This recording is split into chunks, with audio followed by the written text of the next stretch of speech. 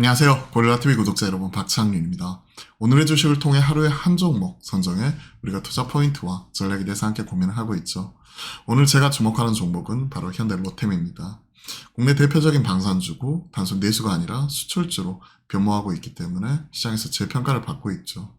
한국항공우주, 하나에어로스페이스, 현대로템, 그리고 LIG 넥스원 등 이런 주요 방산주들이 시장에서 좋은 평가를 받고 있는 이유는 그동안에 내수라는 한계가 분명했다면 이제는 해외 수출, 특히 폴란드가 급격하게 지금 수출 물량 이런 것들이 올라오면서 현재 나타나고 있는 수출은 물꼬를 터주고 있고, 이게 마진 자체도 해외 수출 물량이 훨씬 더 높고요.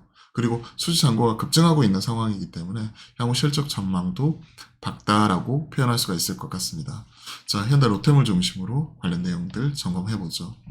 수은법 국회 소위 통과를 했습니다. 정책적인 지원 그리고 발목을 잡았던 요인이 하나씩 둘씩 해소가 되어가고 있다는 거죠. 그동안에 이제 법정 자본금 한도 현행 15조 원에서 25조 원, 특히 수출입 은행 쪽이죠. 이쪽이 보증을 해줘야 되니까요. 늘리는 수출입 은행법, 일명 수은법 개정안이 국회 기획재정위원회 경제재정 소위를 통과를 했다. 이제 소위 통과한 거고요. 그리고 23일 기재위 전체 회의에 상정이 됐고 29일 본회의에서 처리가 되면 이런 것들이 법적으로 정비가 끝나는 거죠. 그동안에 이제 금융지원, 대출 여력 부족으로 무기수출 2차 계약의 금융지원에 어려움을 겪었는데 수은법 통해 가지고 법정 자본금 한도 쫙 늘려주게 되면 이제 수출하는 데 있어서 지급 보증이라든지 하는 부분도 계속 늘어날 수 있는 거니까 긍정적인 부분이라고 볼 수 있는 거죠. 한국 방산업체들 폴란드 정부와 맺은 방산 계약의 경우 17조 원 규모 1차 계약 때 이미 금융지원 한도를 모두 채웠기 때문에 30조 원 규모 2차 계약을 위해서는 이 한도 증액이 필요하다 지적이 꾸준히 제기되어 왔던 거죠. 이런 법적, 제도적으로 지원해주고 발목을 잡았던 요인 자체가 해소가 되는 부분이기 때문에 이와 관련된 모멘텀도 같이 받고 있습니다. 그리고 추가적인 폴란드 추가 수출 기대가 같이 나오고 있는 거죠. 앞서 말씀드렸던 주요 방산주, 수출주들 실적 개선이 지금 현재 급증하는 모습이 나오고 있고 K2전차 180대, K9 자주포 212문, FA50 48대, 다연장 로켓 천무 이런 것들이고, K2전차야 이쪽이 현대 로템이고요. K9 자주포 하나 에어로스페이스 가는 쪽이고, FA50 한국항공우주, 다연장 로켓 천무, LIG 넥스원이 하는 쪽이죠. 각각의 주력이 다르죠. 물량이 납품이 되고 있고, 현대로템은 작년 영업이 2,100억으로 전년보다 40.4% 증가한 실적으로 지금 증명을 했죠. 그리고 올해는 이런 것들이 좀 더 커지겠죠. 원래는 이제 현대로템이 철도, 특히 뭐 지하철 뭐 이런 쪽 납품을 하고 있고, 뭐 KTX 이런 쪽 국산화 하는 쪽이고, 전동차 쪽이죠. 이런 부분이었다면 철도 부분 매출은 13% 감소했지만 오히려 방산 쪽 같은 경우가 무려 49%나 증가했기 때문에 시장에서는 특히 이익 자체도 큰 폭으로 늘어나는 거죠.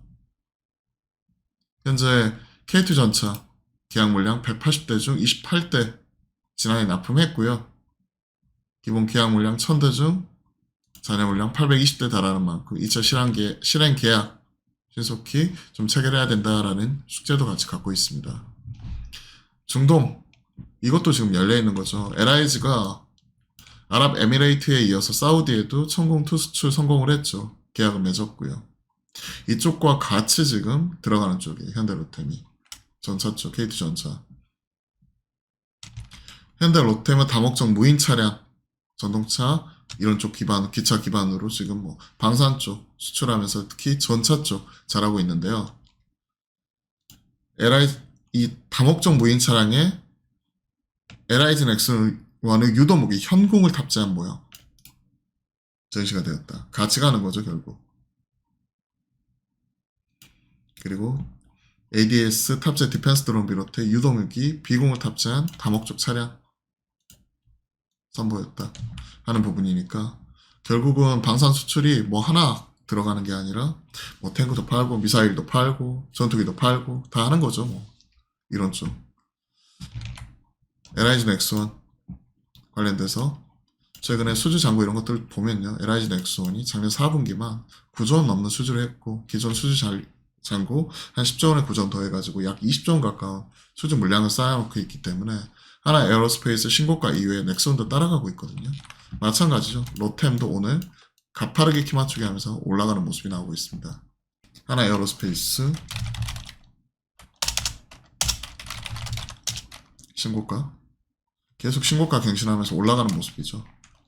그러면서 넥스원 이건 어제 한경에서도 소개해드렸는데 오늘 신고가 새로 뽑아버리네요.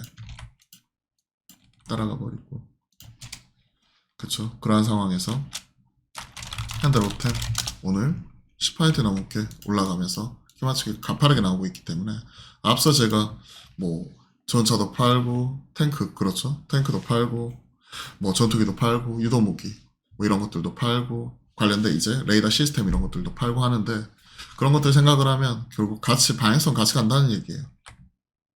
업체마다 차이는 있겠지만 그런 거 생각을 하면 이 키 맞추기는 좀 더 이어질 수 있다고 생각을 합니다. 자, 실적 수익 꾸준히 늘어나고 있고요. 수주 잔고 보시면 아시겠지만 17조 원대까지 17조 5천억 큰 폭으로 늘어나고 있고 그에 따라서 매출과 영업이익 계속해서 우상향하는 모습이 나오고 있죠. 방향성에 대해서는 이견 없죠. 그죠? 매출단, 이익단 계속 상승하는 부분이니까. 코로나 때 잠시 주춤하기도 했었지만 언제 그랬냐는 듯이 다시 올라오고 있고 특히 최근에 전쟁 이런 것들이 계속해서 변수라기보다는 상수로서 계속 작용을 하고 있으니까요. 소유 잔액은 꾸준히 늘어나고 있습니다.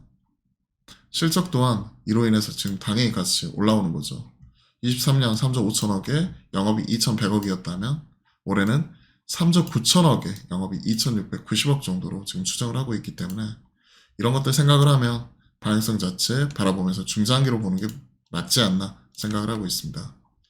자, 관련된 리포트 같이 한번 볼까요? 현대로템입니다. 현대로템 K2전차 수주 가시와 그리고 우주 개발 관련된 성장성 우주도 열려있다. 국내 최초의 메타 엔진 기술 개발 기반으로 우주 개발 관련 성장성이 가시화된다.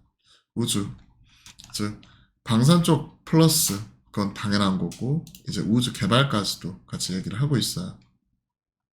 메타 엔진 기술 개발 바탕으로 추진 기관에 대한 핵심 기술을 확보하고 있고 이런 쪽은 한국 항공 우주 산업 그러니까 우리가 카이 얘기를 하는 거죠. 한국 항공우주 우주 모빌리티 관련 신규 사업 관련 MOU를 체결을 했다. 그리고 폴란드 2차 계약 앞서 말씀드렸죠. 추가적인 2차 계약도 올해 가셔야 될 거다.